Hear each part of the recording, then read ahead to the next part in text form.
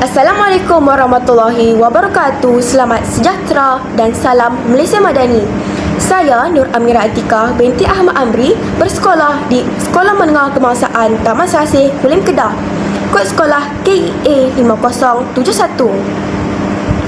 Rancangan Pendidikan Malaysia 2026 hingga 2035 merupakan pelan kerangka strategik Hala Tuju Pendidikan Nasional yang dilancarkan oleh Kementerian Pendidikan Malaysia sebagai kesinambungan kepada Pelan Pembangunan Pendidikan Malaysia.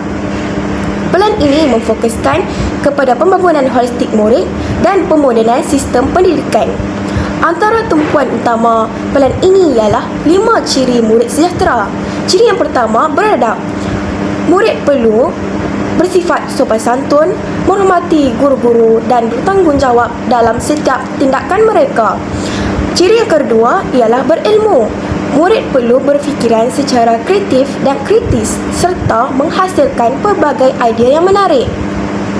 Murid dapat mengaplikasikan ilmu tersebut dalam kehidupan seharian mereka. Ciri yang ketiga ialah berkemahiran. Murid perlu mempunyai kemahiran dari segi teknikal, praktikal dan juga insania. Murid dapat menggunakan kemahiran tersebut dalam kehidupan mereka serta menghadapi cabaran dalam alam pekerjaan yang sebenar. Ciri keempat, berdaya tahan. Murid perlu kuat dari segi fizikal, emosi, mental dan juga sikap. Murid tidak mudah berputus asa dalam pembelajaran. Ciri yang terakhir ialah berkeyakinan.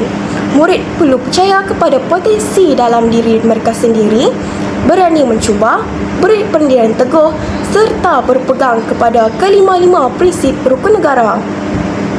Asas kepada pendidikan yang berkualiti dapat melahirkan murid-murid yang lebih berdisiplin serta mewujudkan persekitaran sekolah yang sejahtera.